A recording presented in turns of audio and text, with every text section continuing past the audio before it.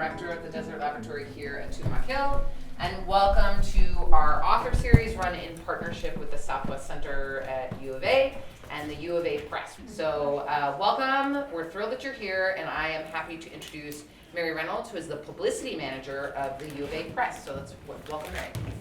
Hi everyone, thank you so much for coming out. It's just a perfect Tucson, Arizona evening, and we are so excited to have this venue for our authors to come speak and share what they've written and their knowledge of the desert Southwest, its people, its places, how people work together, as we're going to hear tonight.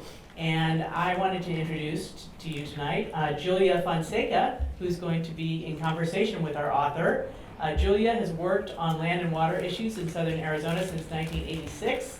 Until her recent retirement, she was environmental planning manager for the Office of Sustainability and Conservation, where she worked with others to protect species diversity and open space use for the people of Pima County. In a previous 22-year career with the Pima County Flood Control District, Julia worked on water rights, groundwater recharge, and floodplain protection and restoration. She and her husband currently pursue their research interests through Madrian Resources. And here's Julia. Hello and good evening. It's a real pleasure to be here with you tonight, and also to have the honor of introducing Stephen Strom. So I think the first thing you should know about Stephen is that he is a longtime research astronomer, and I believe you held the position of Associate Director, National Optical Astronomy Observatory. So for many years, working in that field. But despite that, I consider him to be a land person, and I think that's the uniting thread between you here tonight and Stephen.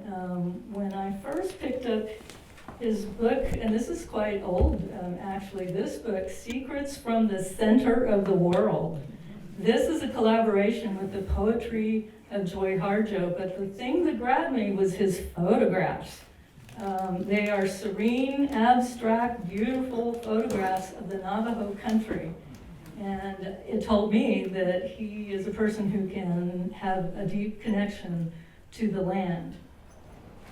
The next book of Stephen's that I ran across, this is way before I ever knew you, was Sonoran Plain. This is about one of my favorite watersheds, the Cienega Creek watershed. And this is a collaboration with the ecologists Jane and Carl Bach. Again, featuring beautiful photographs of this landscape that I love so much. But more recently, Stephen's been doing a series of books about collaborative conservation. How do we protect large landscapes in the United States? What are the communities who are doing it? Where are they? How do they do it? So he's written in collaboration with his granddaughter, who is a journalist, Rebecca Robinson, this book on Bears Ears, the Bears Ears National Monument. This is one of the most contested national monuments in the United States, and it's coming under fire again, I think. So it really does. It has the voices of the people who've been involved in this, in negotiating an arrangement about how to manage the lands out in southern Utah. And then that brings us to the current book, right? So Forging a Sustainable Southwest. So this one is really, here the focus really is centered on how do communities collaborate on conservation. It has 4 different case studies, all from southern Arizona, and still containing the beautiful photographs of Stephen Strom. So I really like this book. I think one of the things that I like about it so much is that he really does try to help point the way for people who might be trying to protect some cherished part of their local landscapes. There's, I think, a lot to be learned from the examples, and it gives us a lot of hope, I think, in this rather uncertain time as well. So please help me welcome Stephen Strom.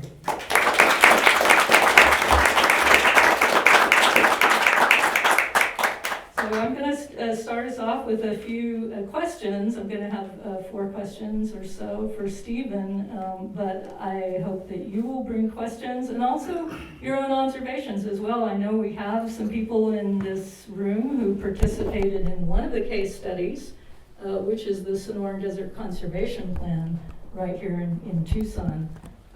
So feel free to, put up your wisdom as well to the conversation.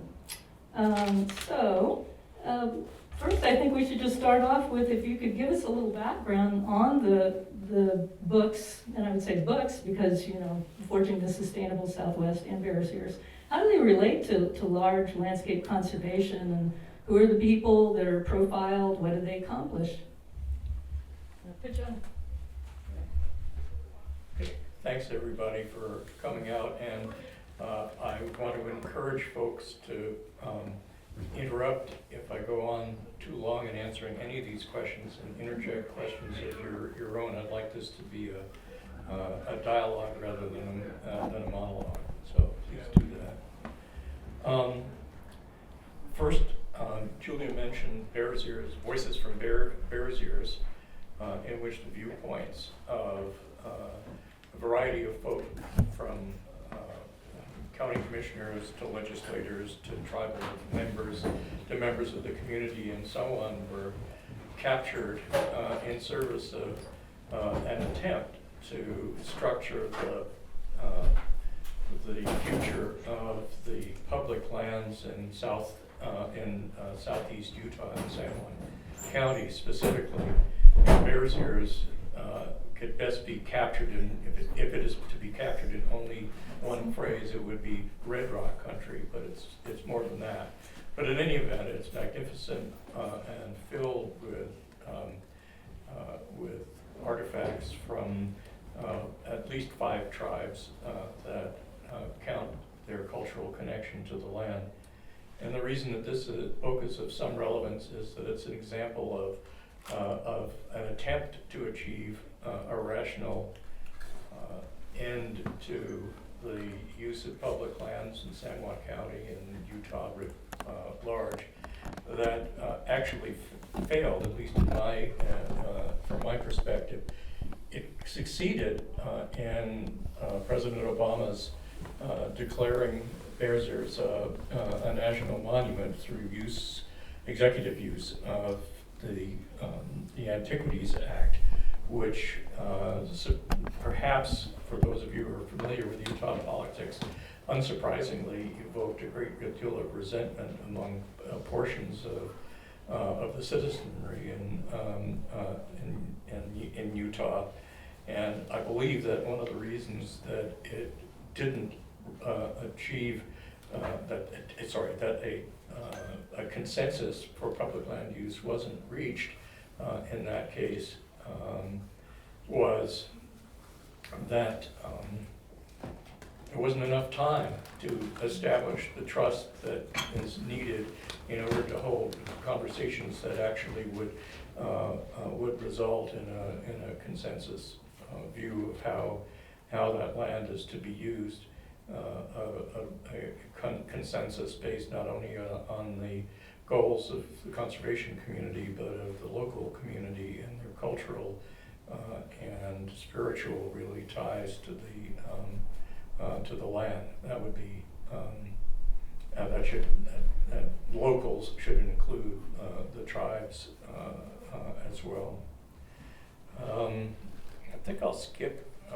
I'll mention one. There's a book that Julia didn't mention called The Greater San Rafael Swell, and it talks of 4 case studies which provided successful examples of compromise solutions regarding the use of public and private lands. And I'd like to mention one because it was also in Utah. It focuses on Emery County, where nearly 900,000 acres of land, 600,000 of which were protected as wilderness, and others with designations analogous to National Conservation Area.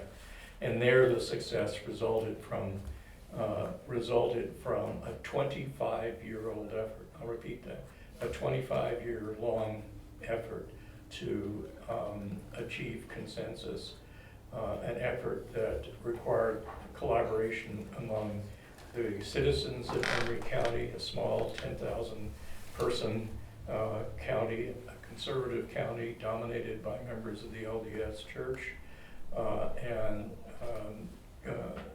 they set up a public lands commission, which ultimately met with a large number of stakeholders, from OHV groups to conservation groups to ranchers to miners and so on.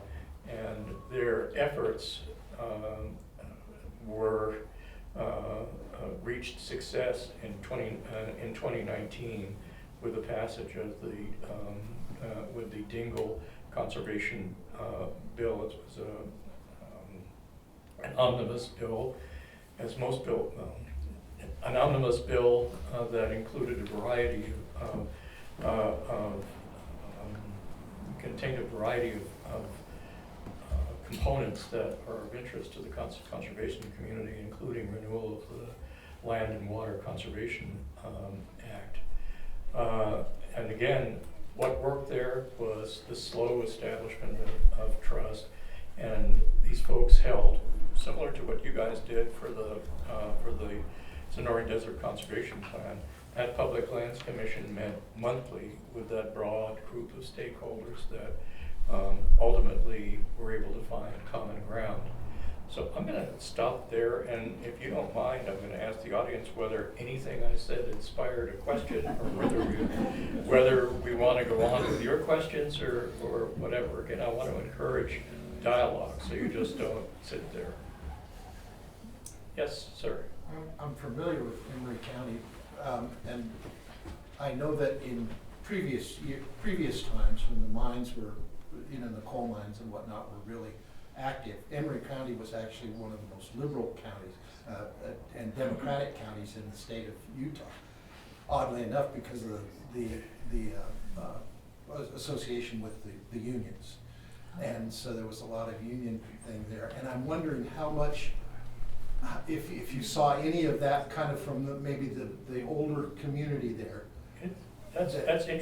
First of all, I was unaware of that. I did look at the voting records over the past 20 years, and they're quite different from from what you described. And of course, I'm sorry, but I wasn't aware of that. B, I spoke with folks, most of whom were in their 50s, 60s, and 70s, and they had enormous concerns about their economic future. In the case of the Sonoran Desert Conservation Plan, the concerns about the future are centered around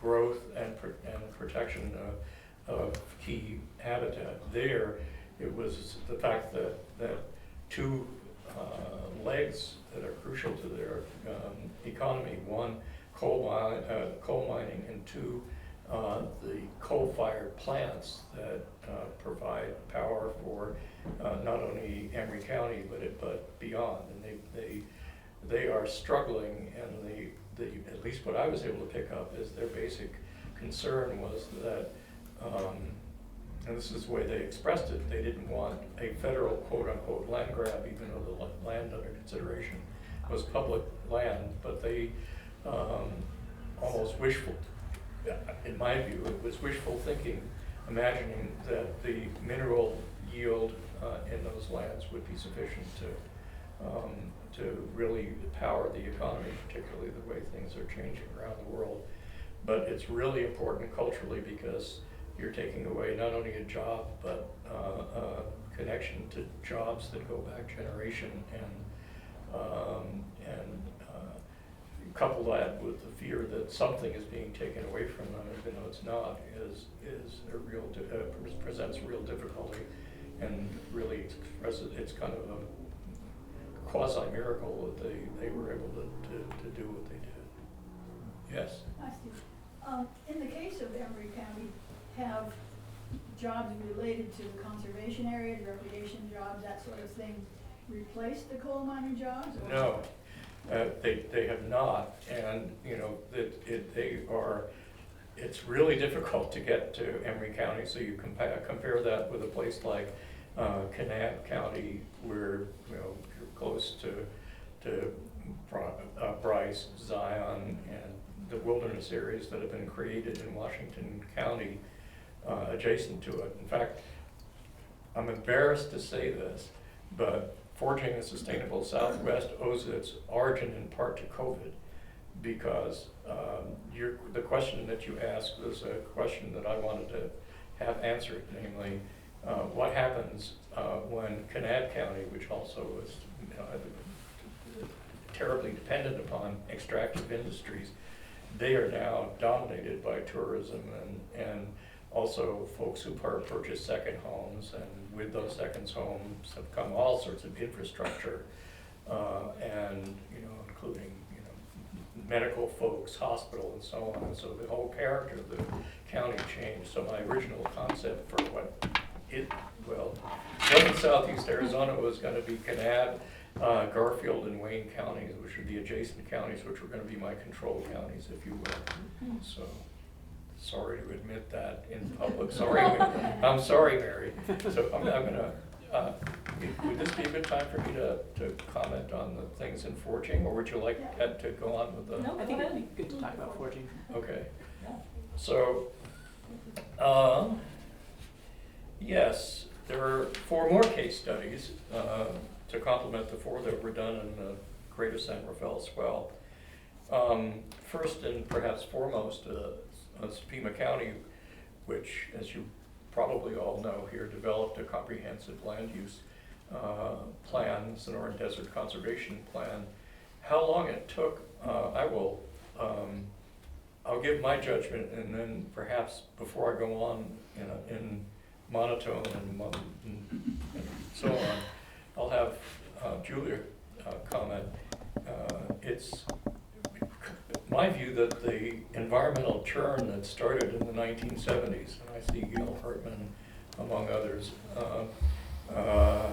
here, the concern about water use, the role of the Central Arizona Project, and how it would influence growth in the county, started all sorts of efforts, some of which resulted in the magnificent county parks, which we now enjoy in this area. And then, of course, the 1983 flood was the precipitating, well, that's too much, with the catalyst for I was going to say the precipitating catalyst, which was too much. Anyway, so maybe you'd like to comment. Sure. So I think, within, the realm that I worked in, we think of the Sonoran Desert Conservation Plan as being initiated with the listing of the Cactus ferruginous pygmy, which caused a huge train wreck, really, for growth in the northwest part of Tucson.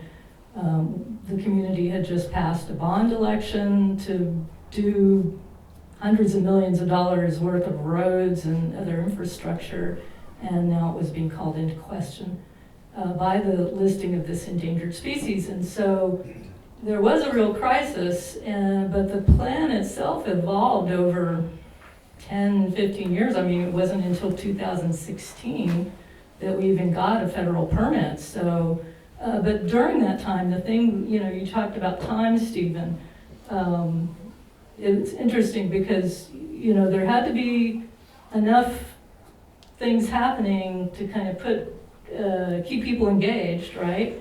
And to show progress all along the way. So there were a lot of experiments with doing things differently, whether it was designing roads differently, trying out new design standards to minimize habitat destruction during public works construction, new rezoning guidelines. So this map here represents, on the back side of it, you'll see rezoning guidelines for the Board of Supervisors. Those were an experiment, and they've been kept in place. There's nothing formal about them. They're not an ordinance. It's something that the board can decide to do or not, but they have been pretty good at upholding those guidelines that were developed during the conservation plan. So you could, in some sense, say that the experimentation continues. We have a ranch conservation program that's a very big part of the Sonoran Desert Conservation Plan, managing landscapes around Tucson. This map shows a lot of the county managed lands, most of which are managed in partnership with ranches. So I would say, it continues, but the big thrust of it was between 1997 and 2016. So I think that the work that started after the flood with the efforts to look not only at reconstruction, not only to provide help to the homeowners who lost their businesses, who lost property during the floods. One could have said, okay, let's repair the damage, and let's figure out a way to look locally and minimize the effects of local flooding. But instead, the county took a much broader view, which is to look beyond the city of Tucson, outward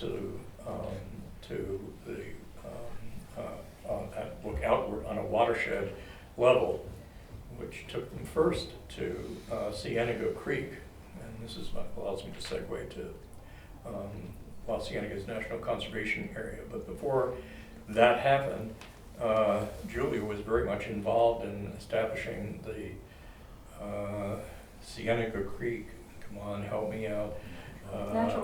Natural Preserve, which is near the town of Vale, which parenthetically is grown.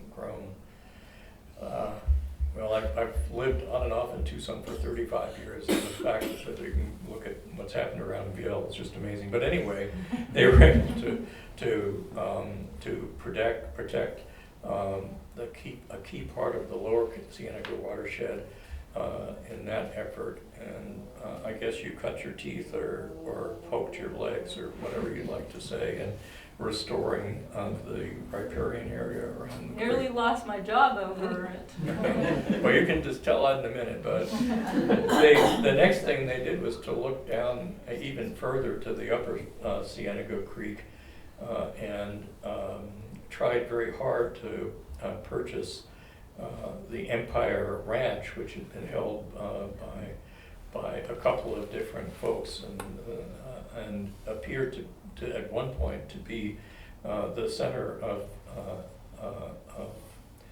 Gulf America Corporation's goal of building over 30,000 homes surrounding Cienega Creek, which supplies, if I'm correct, somewhere between 10 and 15% of the water that flows into the watersheds in Tucson. So in any event, they were unable to use the flood control monies that were used to start the effort around Lower Cienega Creek. But fortunately, we had an imaginative governor, an imaginative, creative guy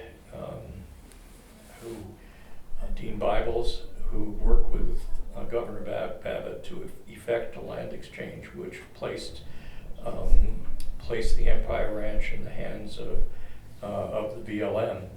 The citizens of Pima and Santa Cruz County then got together and worked collaboratively to develop the plan that eventually led to establishment of the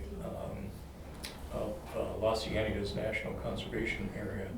And sitting in the back room is someone who, you want to stand up so people can see you.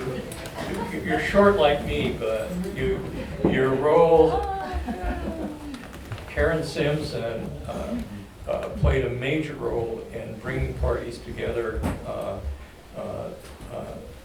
She worked for, you'll have to tell me how many years, it's at least 5, if not more years, getting people together and patiently forging a plan that result. How many? It took 8 years total Okay, I probably have it right in the book, but I forgot. As I reviewed it. So, okay, so I didn't screw up too badly, but how many years did you age per year? Well, I had 2 kids along the way, which contributed to that. No, it was actually an amazing experience to work with everybody. So, in any event, we are really blessed, and other people that were involved were the late Representative Jim Colby, also note Jesse June from the BLM. There was a whole cast of people who stood a great 3 sigma away from their the normal for the positions that they held. So I should turn this to Julia, because you might want to reflect. You spoke about the green belt.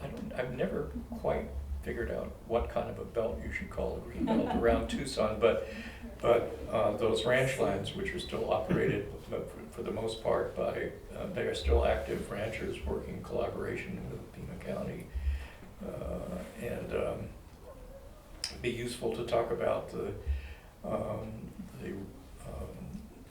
how the conservation land system was put together, and the work of Maveen Vian, who at least from my reading and understanding, was an heroic figure, but sadly I never knew her, and probably she deserves a shout out at this point.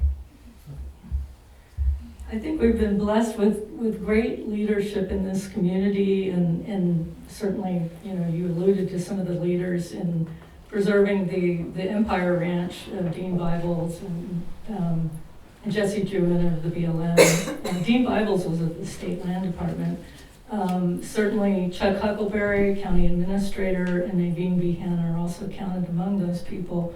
What Maveen did was design a process that was very capacious, and we were blessed to have a board of supervisors that was very tolerant of a lot of conflict at the time, and so that enabled a really broad discussion of everything people wanted to talk about, because it wasn't just the pygmy owl, it was wildlife, it was taxation, it was land use, it was water, you name it. So a lot of stuff got out there. and the thing about the process too was that there was sort of this education component. There were all these reports that staff like myself and others, scientists, were giving us 30 years of data that was getting written up about, what is our landscape about, and the particularities, being able to talk about very specific things and bringing forth this knowledge that was coming from the community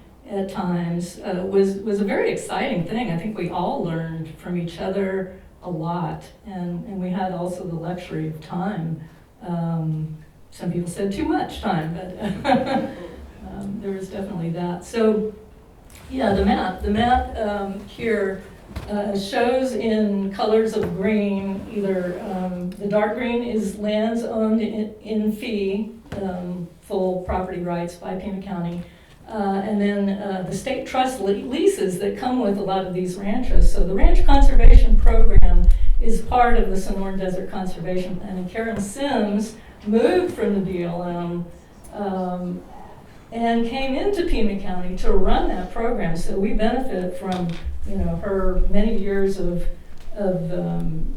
previous work with ranching on Empire Ranch now to run these ranches around the boundary of Tucson. So it really does, one of the benefits of the Sonoran Desert Conservation Plan is really to give some constraints to where we grow. And this was kind of something that originated really in 1974 when this community set up Catalina State Park. That occurred, the Rancho Romero was going to be constructed next to the National Forest. The people of Tucson didn't want it, and there was a land exchange, and that's how we got the Catalina State Park, and then the development went on the other side of Oracle. And so that taught the community something, that you could guide growth, you could guide where growth happens. You don't necessarily get to stop it, constitutional, provisions and so forth, but you can guide it. So that's a lot of what the Sonoran Desert Conservation Plan was about, figuring out where, using an inventory from the community, from all different kinds of people in the community, where are these places in the landscape that need to be protected, and then trying to design around that. You mentioned the ranches and their dependence on state trust land. The ranchers lease land from the state, and those ranches, and it's true of many ranches in the West, would not be viable without access to those state lands, and in some cases, in some other places in the West, without access to federal land, whether it's BLM or Forest Service. And the existence of that state trust land is and the interaction is valuable to the ranchers, but also perhaps a long-term threat. And the association between the ranchers and use of state trust land may also be a source of protection from the state trust land the folks in the state land department are obligated to either manage or sell state lands in order to provide the maximum benefit to what the state land trust serves, namely schools and hospitals and like institutions. And it's often said that the fees paid for leasing state land or federal land are extraordinarily low, and people say, well, that seems a bit unfair. But in fact, when you think about it, it's that access to state trust land which is critical to sustaining those ranches as ranches. That's also true in the case of the Malpai Borderlands group, a group of 25 or so ranchers in southeast Arizona and southwest New Mexico, who have banded together in service of doing two things. One, protecting prime grassland from being fragmented by creeping exurbanization, and two, developing relationships with federal agencies to manage the grasslands in a way that they are less prone to shrubification, which results from not allowing fires to spread. I mean, the grasslands are adapted to fire. In fact, they expect lightning-initiated fires every 7-ish years, and absent that, those fires gradually mesquite and other shrubs will take over the grasslands. And I think it's important for the conservation community, and I imagine many of you, if not most of you, if not all of you, can count yourself members of that community. I think ought realize that the arrangements for keeping ranches viable, they are not wealthy folk who are ranching in that grassland, but they're ranchers who do it largely because they love it, to keep those ranches going and keeping the grasslands and the viewscapes that they provide, and the protection from erosion and all the other good things that even carbon sequestration is among their good things. They need access to those state trust lands in order to be viable. Yeah, state lands are a big challenge, and what Malpai has done has been amazing there.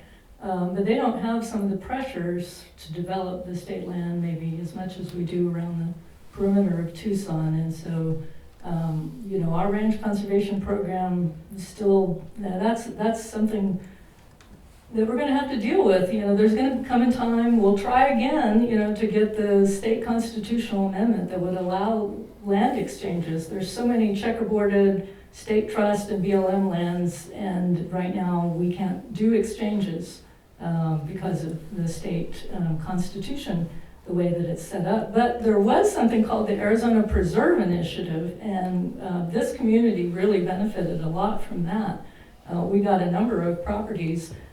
Pima County acquired a number of properties under the Arizona Preserve Initiative, which allowed, in fact, the backside of Tumamoc Hill, highly developable tract of land. So the oldest monitoring plots in the world are located on the backside. The less hilly part, the more developable part of Tumamoc was state trust lands.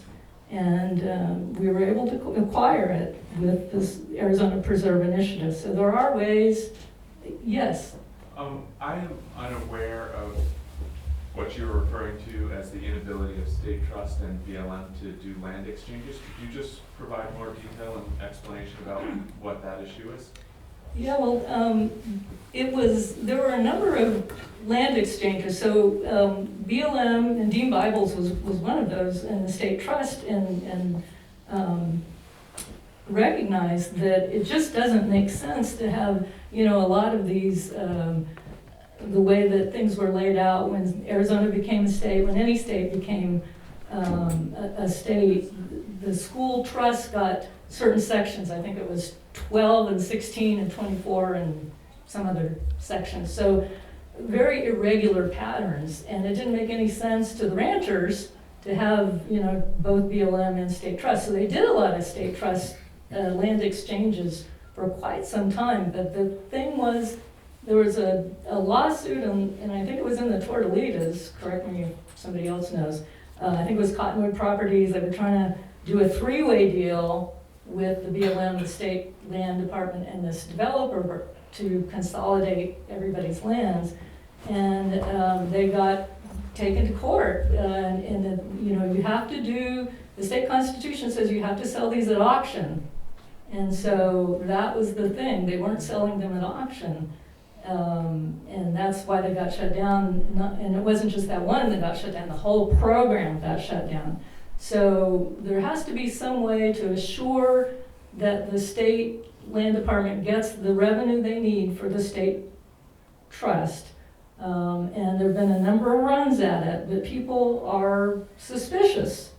They don't want to see, you know, them being the state land department being taken advantage of.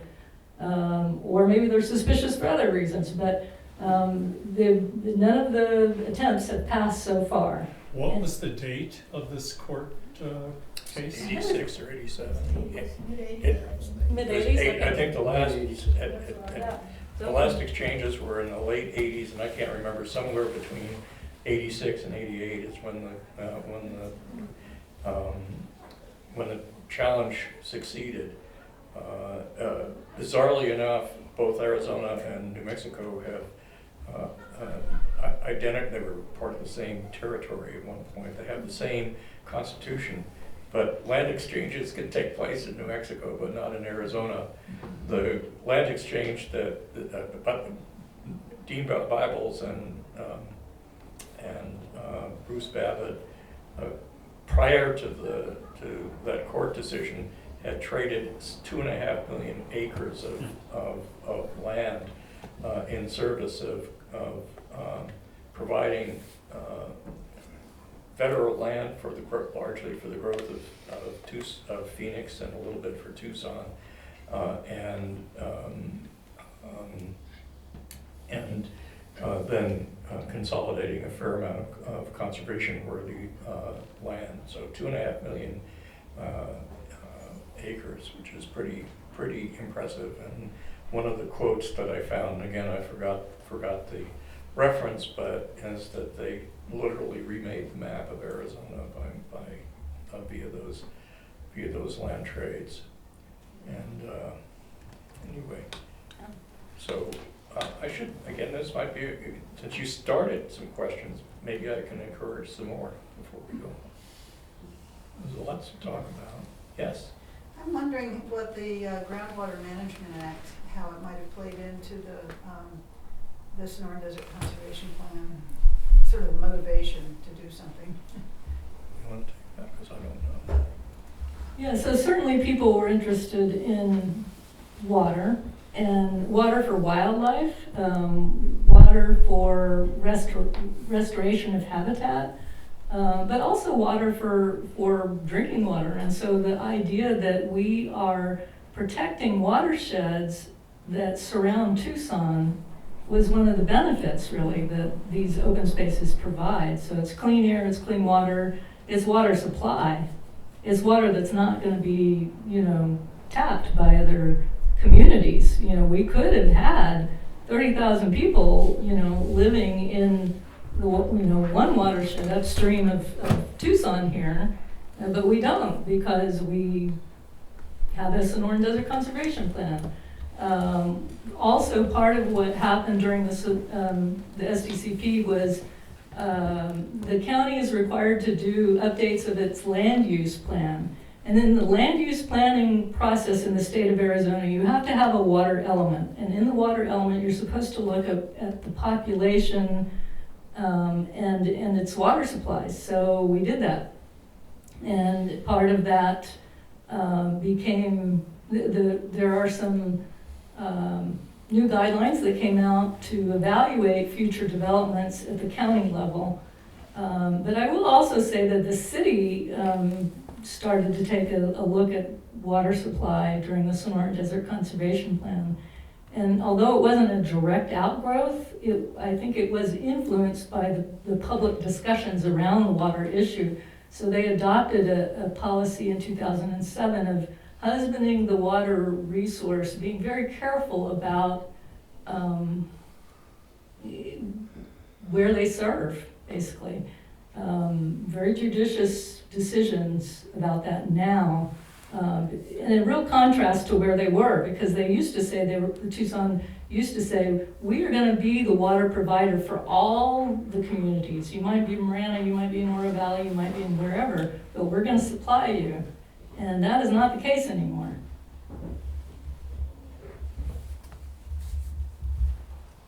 Other questions, Steve? Maybe you want to go on with your own. All right. Well, I've been curious. I'm a scientist. You're a scientist.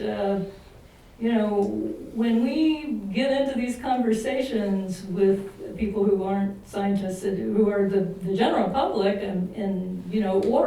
we're talking about the landscape, right? So there's a lot of different ways of knowing a landscape. And you've done a number of case studies on working with communities that might include indigenous people. They have maybe they have a very, especially the elders, their different ways of knowing the landscape, or the ranchers. They have a lived experience that's different than people in the city, and I'm a city girl. So what is the role of the scientist? What might they say the role of the scientist is? Do scientists get in the way? Do they help? What have you learned about collaborative conservation, in relation to the role of the scientist? I'm going to have to deconstruct that question. But let me do the best I can, and you work me over. I think from my perspective, there are three parts of successful large landscape conservation. One is protection, another is restoration, and the final is sustainable management. I guess prior to that, you have to, protection can come via there are a number of ways to get to protection, but restoration and sustainable management, the question becomes, where do you, first of all, what lands do you select for protection? So what was done for the Sonoran Desert Conservation Plan, there was a science and technical STAT, I think was the acronym, team that was comprised of scientists as well as knowledgeable citizens that looked at what lands are most biologically valuable. for what species. There were careful looks at riparian areas and what was needed to protect them. And on a more national scale, there are efforts ongoing from the Nature Conservancy and NatureServe and other organizations to map out lands that are both valuable habitat, critical for movement between habitat patches, and perhaps most importantly, resilient to climate change.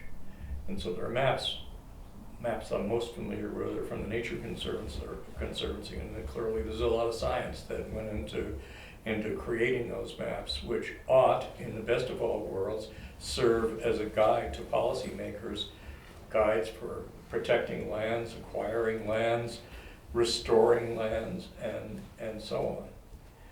But once you have your hands on lands you want to protect, you start a restoration process and so on. You need some way of sustaining management.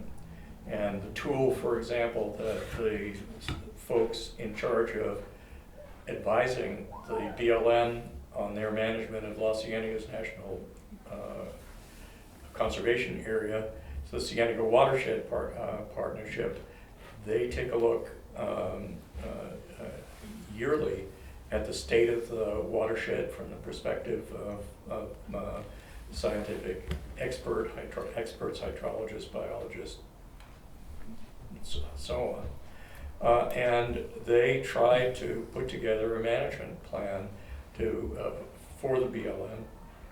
BLM has final say, but they try to put together a management plan to guide the BLM to sustain that land sustainably. They also have a process that they call scenario planning, in which they sit back and try to figure out, well, what would happen if climate changes at this rate, or what happens if or let's say some subcomponent of climate. Suppose the precipitation rate goes this way, what do we do? And so they constantly update their management plan. When they take action, they review what effects that action has on the health of the landscape and the creatures that live within it, and that adaptive management approach also is one that draws from the way that a scientist will attack a problem. Question. What exactly did they look at? All species? Do they do bioblitzes? Are there statistics? Okay, can everybody throw us about 5 different questions? I'm going to share this with my fellow speaker here. But for the Sonoran Desert Conservation Plan, they looked at not only at the habitat for the pygmy owl one, but they looked at 44, I think it was the right number, some number between 44 and 50 species that were either threatened or already on the Fish and Wildlife Service endangered species list. So the critical biological areas, I can't remember what was the right name for the areas, those were selected on the basis of mapping out the habitat for that. The general approach, which has been used nationwide, is coming up with a multi-species habitat plan, MSHP, in which something similar is done. In fact, I think one of the first MHSPs was done in San Diego County, and Bruce Babbitt was one of the catalysts of that activity. In turn, you might want to add to that. Are they relying on volunteers to go out and count species and things like that? Yeah. So what Steve was talking about was how did the scientists anyway make recommendations for land acquisition? But for the lands that have been acquired now, the management side, there's a different set of things that are being looked at, right? So one is just water. You know, a lot of our species require water. So how are the water sources themselves doing? Then there's more like vegetation and soil conditions, right? So that's another part of it. So that's a different level, if you will. Then there's the actual species themselves, right? So that's the population trends or, you know, occurrences on the landscape, number of different places that they inhabit, so spatially, as well as, you know, population numbers within a given area. So it's a multi-level approach. And that's something that our science team recommended, is that it not just be species monitoring. Because a lot of times the trends, it's very hard to detect trends in some long-lived species, like you're talking about tortoises. Right. It's gonna be a really long time before you're gonna see trends, right? So you wanna pay attention to other things, habitat and human use and threats. You know, what about the threats? Are the threats rising or falling? And then there's also an aspect that has to do with comparing how we're doing, kind of benchmarking with other areas, so like the national parks. So to the extent that we can do the same monitoring techniques that somebody else is doing that maybe manages the land in a different way, maybe we'll learn something there too. And to another part of your question, just a second, there are volunteers involved. For example, in the Cienega Watershed Partnership, they depend heavily not only on experts from the U of A and the BLM and so on, but they depend upon citizen volunteers to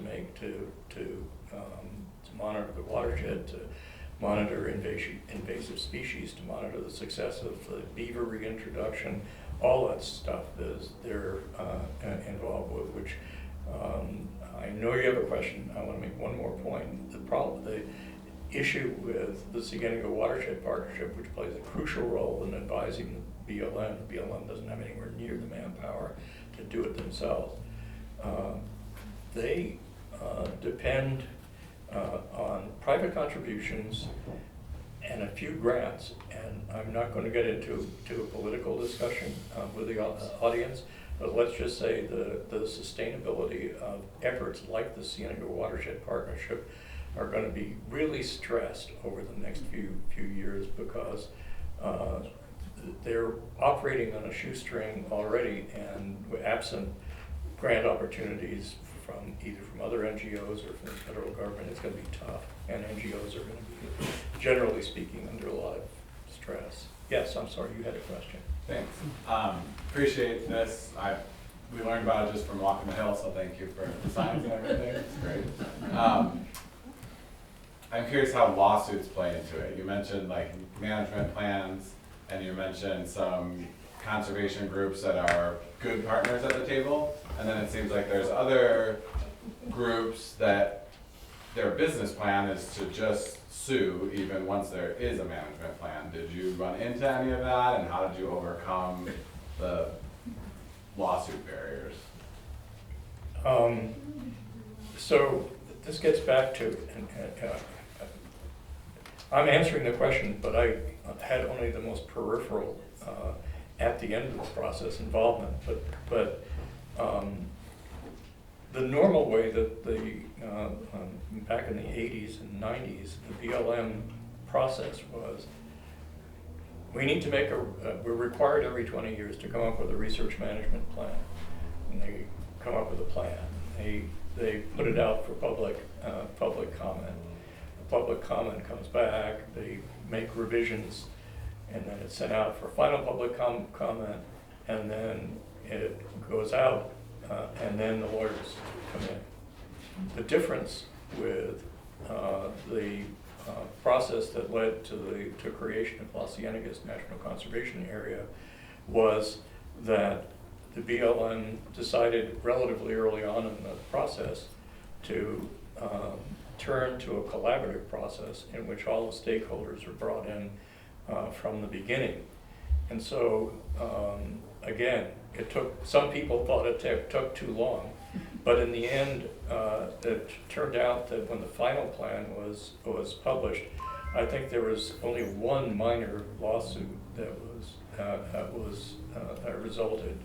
You might want to correct me, Karen, if I'm. So, just a little bit more in depth is that when we started that planning process, restarted it in 1995, being a collaborative process, it was very, very transparent. Anyone that wanted to participate could. So we had people from Tucson, Phoenix, Sierra Vista, Sonoran, all participating in that planning process. And one of the key things was that transparency and that ability for everyone to participate. So we only had one, what's called a protest on the plan at the end of it. So not a lawsuit, but a protest. That was dismissed by higher BLM management because the entity that was protesting did not choose to participate in the process. And that was one of those groups that tends to use suing as their operational model. So that's kind of how that played out. And so Karen's process at BLM was really an inspiration to the county, as told in Stephen's book. And so we used a similar effort of being very transparent, taking all comers, and we had a federal permit that we got at the end. And there was no lawsuit. We had Center for Biodiversity as one, potential suer, and entity that could sue. And then on the other hand, the other spectrum would have been the developers, because this is really also involves them. So we didn't have lawsuits from either end. And so it speaks to the benefit of a long process. And now NEPA has to be completed in a year. So, the way the federal regulations have been rewritten, it doesn't give a lot of flexibility to the federal partners, or at least it didn't. I have no idea what's going to happen with NEPA now.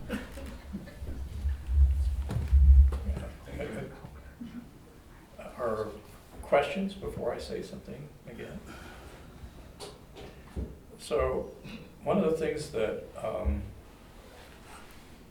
I struggle with as somebody who has a powerful interest in conservation is how do you balance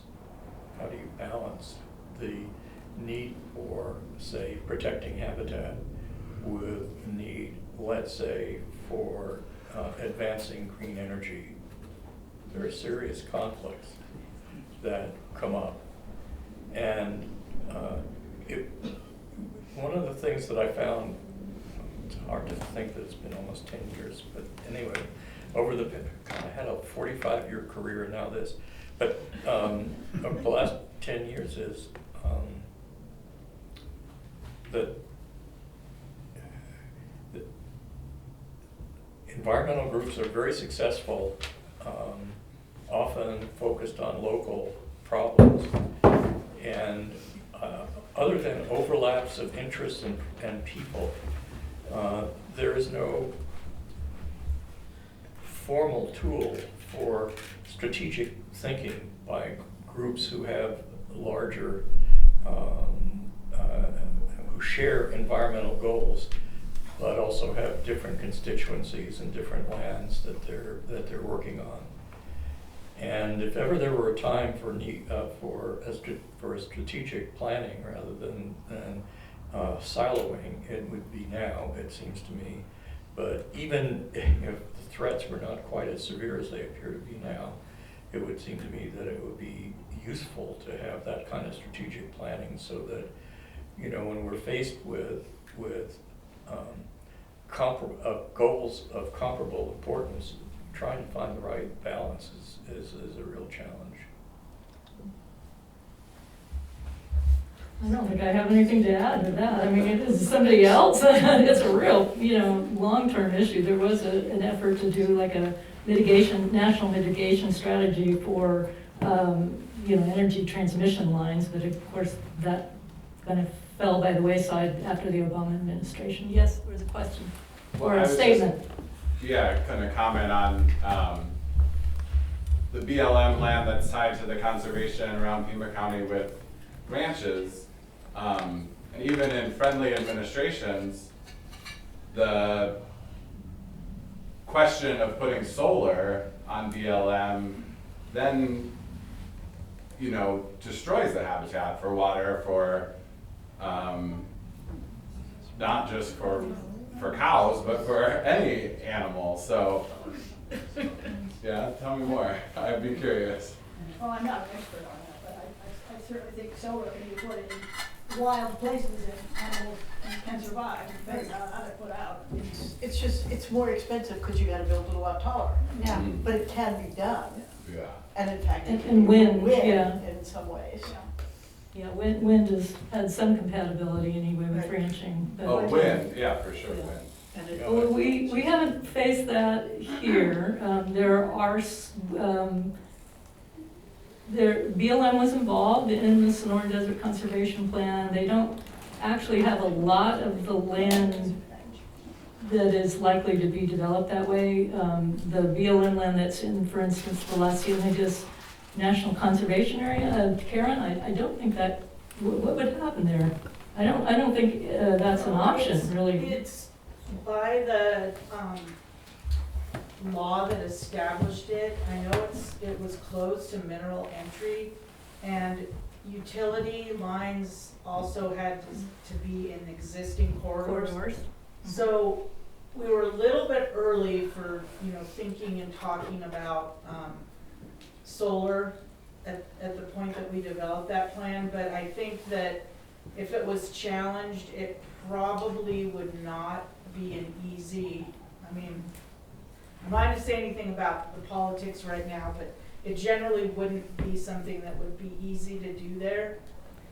Usually they're also looking for easy access to Yeah. transmission lines, Yeah. and there's no big transmission lines.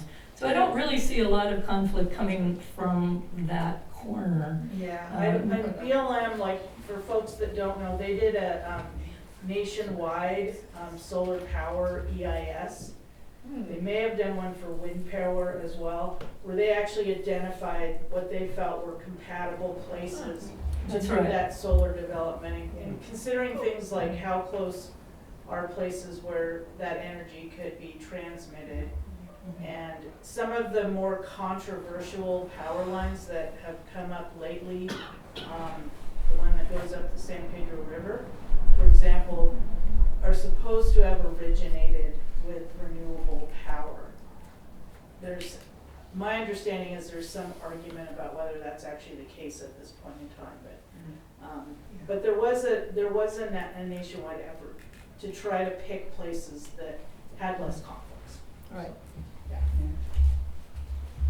Yeah, so we did one more.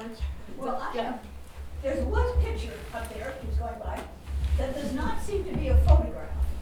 And it's Oh. right before the owl. Oh, yes, And what is it? it is. I was looking at that too, because I've been up and down a lot of the Sonora, we have Sonora, and I don't find This anything one? like that. No, I don't think you do. This? Oh, Karen should talk, you should talk about this, right? So, Oh, wait a minute. Wait. you can get that picture back. What that picture is from the 1970s, land developer conceptual plan of damming up Cienega Creek. Making a lake and building a bunch of condos. Oh my God. It's been repurposed for Gaza. Yeah. So, needless to say, when we were working on the planning effort, that was shown as this could have been an alternate future for this. That was meant to vivify what might have happened to Upper Cienega Creek and to the watershed. Oh, it was one of the better pieces of PR, and so anyway, do we want to? I don't know what. Okay, are there any other questions? Because otherwise I'm going to ask one more. Okay, so we're living in a time of great change with the watersheds and watershed groups, and you know, the federal government, federal partner is maybe not there for a lot of these NGOs now. So, you know, in your experience with, you know, these different communities, have they had to face problems when things changed on them and then, you know, readjust, I guess, to some new condition in their partners, whether they're federal partners or maybe they're other community partners? And how did they deal with it? I think a good example of organizations that have continued, you mentioned that the Sonoran Desert Conservation Plan is in a sense built into the community, but there's so many pieces of Pima County administration that have already bought into the plan that presumably there's pretty well inculcated into the culture. In the case of Emery County, which I alluded to before in Utah, the Public Lands Commission continues to meet monthly with, and of course, they can invite people to Emery County, to people involved. They're non-trivial. They're representatives from the state land department, from the Forest Service, from the BLM. The county commissioners are part of the environmental community, the OHV community, the folks interested in mining, and even the folks interested in developing big solar farms to tap into the power lines that currently emanate from the coal power plants and so on. So they have a mechanism for continued debate regarding the future of public lands, and there's still a lot of push for protection of public lands, largely in service of protecting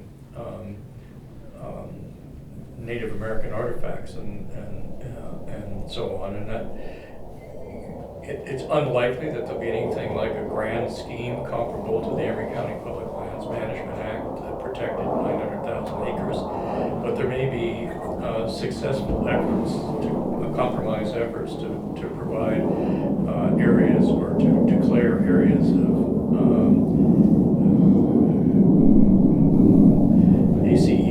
AC, help me with Areas of critical environmental. yes, areas of critical environmental consequence, and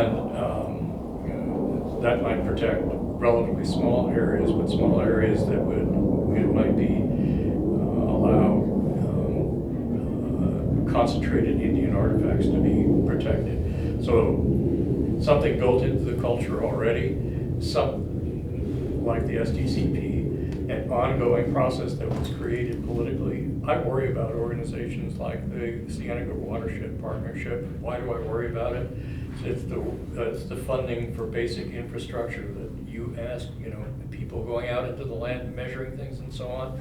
Well, you're depending on the kindness of strangers to, rather than and it's worked for a long time, but the leadership for that organization, like all leadership changes, the leadership of the BLM changes, and it's not quite as culturally cemented into the process. And lots and lots of these conservation groups are dependent upon great leadership and activist citizenship rather than the kind of formal arrangements that would allow at least for somebody to sit in an office to make sure things were coordinated and so on. So also having money to pay people to come in and do some measurements, which will lead the doing of measurement or carrying out of measurements.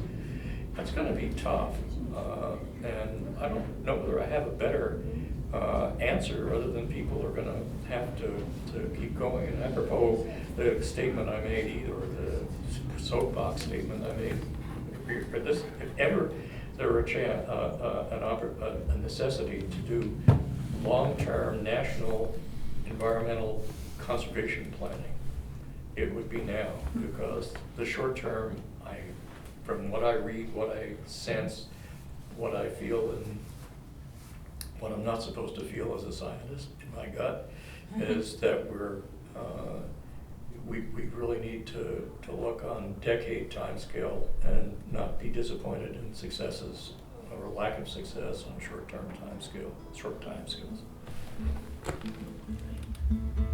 Thank you all for being here tonight. This has been a great conversation.